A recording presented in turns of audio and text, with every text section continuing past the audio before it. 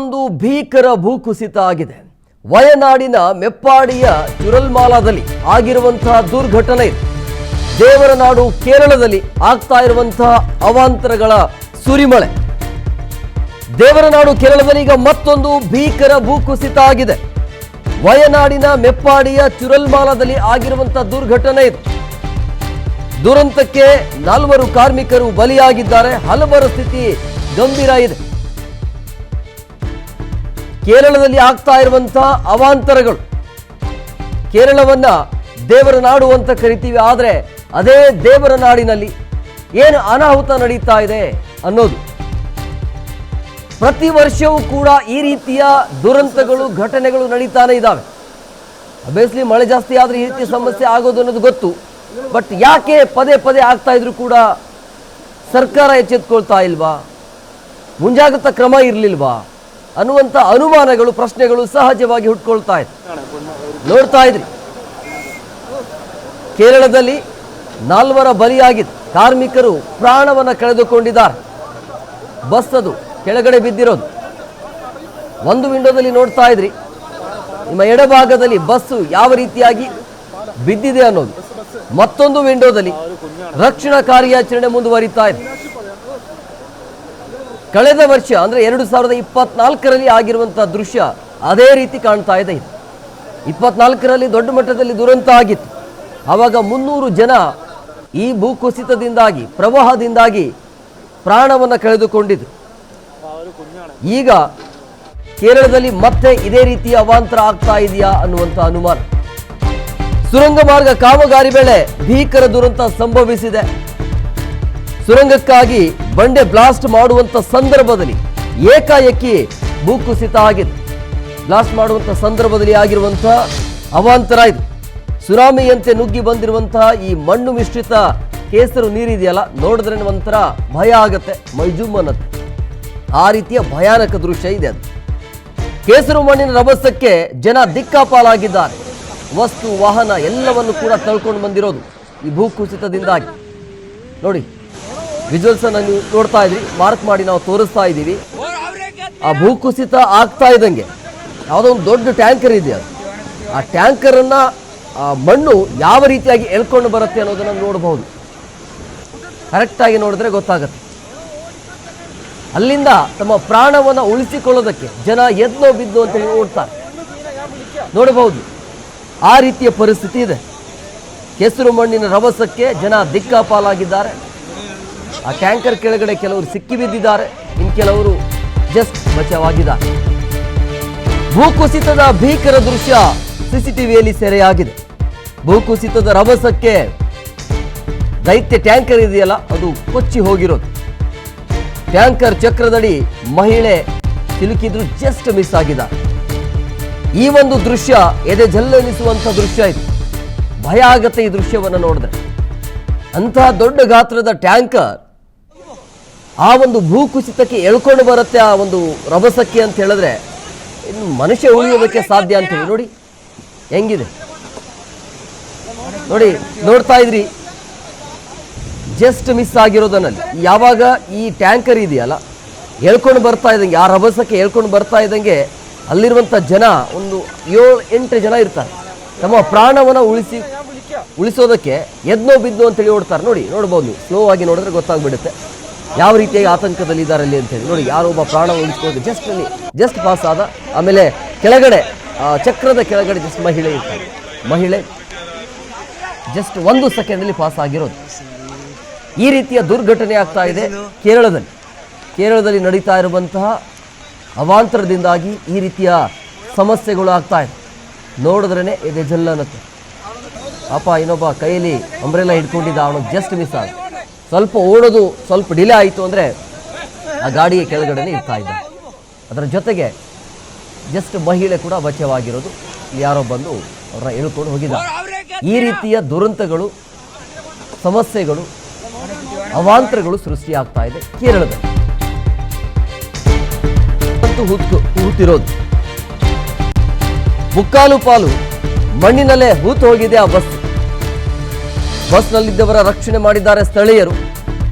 ಕೇಸರಿ ಮಣ್ಣಿನ ಪ್ರವಾಹದಲ್ಲಿ ಬಸ್ ಕೂಡ ಕಾಣ್ತಾ ಇಲ್ಲ. ಬಸ್ಸು ಹೂತು ಹೋಗಿರುವಂಥ ಘಟನೆ ಇದೆ. ಈ ದೊಡ್ಡ ಟ್ಯಾಂಕರೇ ಎಳ್ಕೊಂಡು ಬಂದಿದೆ, ಇನ್ನು ಬಸ್ ಯಾವ ಲೆಕ್ಕ ಅದು ನೋಡಿ. ಆಲ್ಮೋಸ್ಟ್ ಆಲ್ ಬಸ್ ಮುಳುಗಡೆ ಆಗಿದೆ, ಮುಕ್ಕಾಲು ಪಾಲು ಮಣ್ಣಲ್ಲೇ ಬಸ್ ಮುಳುಗಡೆ ಆಗಿರೋದು, ನೀರಿನಲ್ಲೇ ನೋಡ್ತಾ ಇದ್ರಿ. ಈ ರೀತಿಯ ಅವಾಂತರಗಳು ಆಗ್ತಾ ಇದೆ. ಬಸ್ನಲ್ಲಿದ್ದವರ ರಕ್ಷಣೆ ಕೂಡ ಆಗಿದೆ ಅಂತ ಸ್ಥಳೀಯರು ಬಂದು ರಕ್ಷಣೆ ಮಾಡಿದ್ದಾರೆ. ಬಟ್ ಈಗ ಸಿಗ್ತಾ ಇರುವಂಥ ಮಾಹಿತಿ ರಕ್ಷಣೆ ಆಗಿದ್ದಾರೆ ಅಂತೇಳಿ. ಬಟ್ ತಕ್ಷಣ ಬಸ್ ಬಿದ್ದಿರುವಂಥ ಹಿನ್ನೆಲೆಯಲ್ಲಿ ಅದರಲ್ಲಿ ಪ್ರಯಾಣಿಕರಿದ್ರ, ಎಷ್ಟು ಜನ ಇದ್ರು, ಯಾರೆಲ್ಲ ಪ್ರಯಾಣವನ್ನು ಮಾಡ್ತಾ ಇದ್ರು, ಯಾರಾದ್ರೂ ಸಿಕ್ಕಾಕೊಂಡಿದ್ದಾರಾ, ಎಲ್ಲವೂ ಮಾಹಿತಿ ಸಿಗಬೇಕು. ವಯನಾಡ್ ಭೂಕುಸಿತಕ್ಕೆ ಸಂಸದೆ ಪ್ರಿಯಾಂಕಾ ವಾದ್ರಾ ಇದರ ಬಗ್ಗೆ ಸಂತಾಪವನ್ನು ಸೂಚಿಸಿದ್ದಾರೆ. ಈ ಘಟನೆಯ ಬಗ್ಗೆ ಸಂತ್ರಸ್ತರನ್ನ ರಕ್ಷಿಸುವ ಕಾರ್ಯ ಮುಂದುವರಿತಾ ಇದೆ, ನೊಂದವರಿಗೆ ನೆರವಾಗುವ ಕೆಲಸ ಕೇರಳ ಸರ್ಕಾರ ಮಾಡ್ತಿದೆ ಅಂತ ವಯನಾಡ್ ಸಂಸದೆ ಪ್ರಿಯಾಂಕಾ ವಾದ್ರಾ ಈ ರೀತಿಯಾಗಿ ಟ್ವೀಟ್ ಮಾಡಿದ್ದಾರೆ.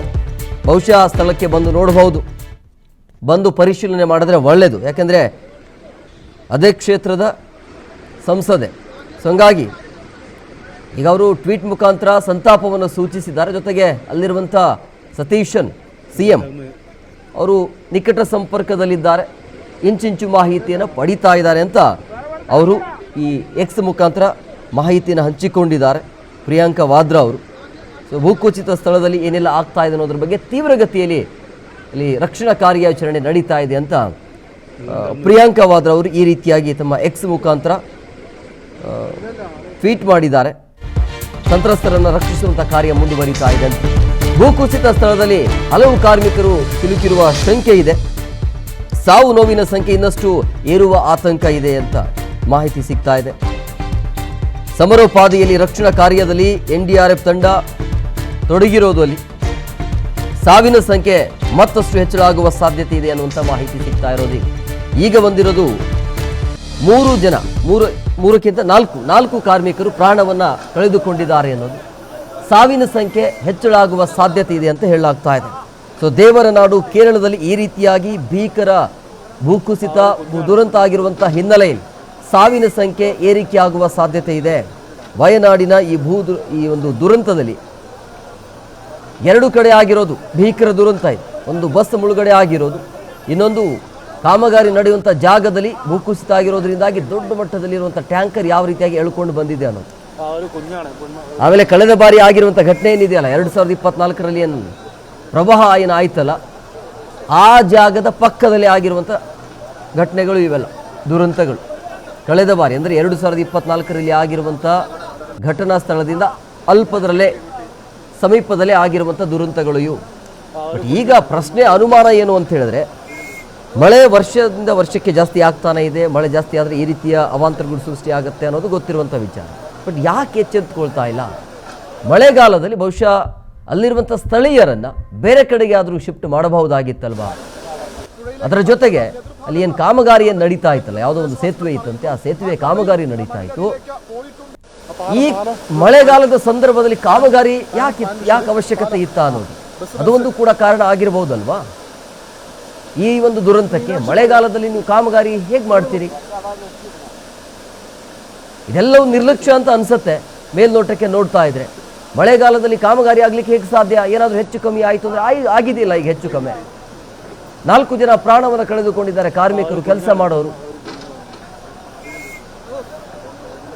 ಒಂದು ಸೇತುವೆ ಬಿದ್ದು ಈ ರೀತಿ ದುರಂತ ಆಗಿರೋದು, ಅದರ ಜೊತೆಗೆ ಭೂಕುಸಿತ ಕೂಡ ಆಗಿದೆ. ಅಲ್ಲಿ ನಿರಂತರವಾಗಿ ಮಳೆ ಆಗ್ತಾ ಇದೆ ಕಳೆದ 4-5 ದಿನಗಳಿಂದ. ಇನ್ನು 4 ರಿಂದ 5 ದಿನಗಳ ಕಾಲ ನಿರಂತರವಾಗಿ ಮಳೆ ಇದೆ ಅನ್ನುವಂಥ ಆತಂಕ ಕೂಡ ಇದೆ. ನೋಡಿ, ವಿಜುವಲ್ಸ್ ಅಲ್ಲೂ ಕೂಡ ನೀವು ನೋಡ್ತಾ ಇದ್ರಿ ರಕ್ಷಣಾ ಕಾರ್ಯಾಚರಣೆ ಒಂದು ಕಡೆ ಯಾವ ರೀತಿಯಾಗಿ ನಡೀತಾ ಇದೆ ಅಂತೇಳಿ. ಯಾರೆಲ್ಲ ಸಿಕ್ಕಾಕಿಕೊಂಡಿದ್ದಾರೆ, ಯಾರೆಲ್ಲ ಸಿಲುಕಿದ್ದಾರೆ, ಅವರನ್ನು ಹೊರತೆಗೆಯುವಂಥ ಕೆಲಸ ಕಾರ್ಯಗಳು ನಡೀತಾ ಇದೆ. ಇದು ಒಂದು ವಿಂಡೋ, ಮೊದಲ ವಿಂಡೋದಲ್ಲಿ. ಇನ್ನು 2ನೇ ವಿಂಡೋದಲ್ಲಿ ನೀವು ಗಮನಿಸ್ತಾ ಇದ್ರಿ ಬಸ್ ಮುಳುಗಡೆ ಆಗಿರೋದನ್ನು. ಬಸ್ ಮುಳುಗಡೆ, ಆ ಬಸ್ಸಲ್ಲಿ ಎಷ್ಟು ಜನ ಪ್ರಯಾಣ ಮಾಡ್ತಾ ಇದ್ರು, ಎಷ್ಟು ಜನ ಸೇಫ್ ಆಗಿದ್ದಾರೆ, ಎಷ್ಟು ಜನ ಪ್ರಾಣವನ್ನು ಕಳೆದುಕೊಂಡಿದ್ದಾರೆ, ಮಾಹಿತಿ ಇಲ್ಲ, ಮಾಹಿತಿ ಬರಬೇಕು. ಬಟ್ ಈಗ ಎಲ್ಲರೂ ಸೇಫ್ ಅಂತಿದೆ, ಬಟ್ ಗ್ಯಾರಂಟಿ ಅಂತೂ ಇಲ್ವೇ ಇಲ್ಲ. ಯಾಕಂದರೆ ಮೇಲಿಂದ ಕೆಳಗೆ ಬಿದ್ದಿರೋ ಬಸ್ ಅದು, ಅಲ್ಲಿ ಎಷ್ಟು ಜನ ಪ್ರಾಣ ಕಳೆದುಕೊಂಡಿದ್ದಾರೋ ಗೊತ್ತಿಲ್ಲ. ಅದರ ಜೊತೆಗೆ ಈ ದೊಡ್ಡ ಮಟ್ಟದಲ್ಲಿ ಈ ಟ್ಯಾಂಕರ್ ಇದೆಯಲ್ಲ, ಆ ಒಂದು ಭೂಕುಸಿತಕ್ಕೆ ಎಳ್ಕೊಂಡೇ ಬಂದಿರೋದು, ಟ್ಯಾಂಕರೇ ಎಳ್ಕೊಂಡು ಬಂದಿರುವಂಥ ಹಿನ್ನೆಲೆಯಲ್ಲಿ ಸಾಕಷ್ಟು ಜನ ಇದ್ರು ಅಲ್ಲಿ. ಕೆಲವೊಂದಿಷ್ಟು ಜನ ಪಾರಾಗಿದ್ದಾರೆ, ಓಡಿ ಬಂದು ತಮ್ಮ ಪ್ರಾಣವನ್ನು ಉಳಿಸಿಕೊಂಡಿದ್ದಾರೆ. ಇನ್ನು ಆ ಕೇಸರಲ್ಲಿ ಯಾರೆಲ್ಲ ಸಿಲುಕಿಕೊಂಡಿದ್ದಾರೆ ಗೊತ್ತಿಲ್ಲ. ಅದು ಒಂದು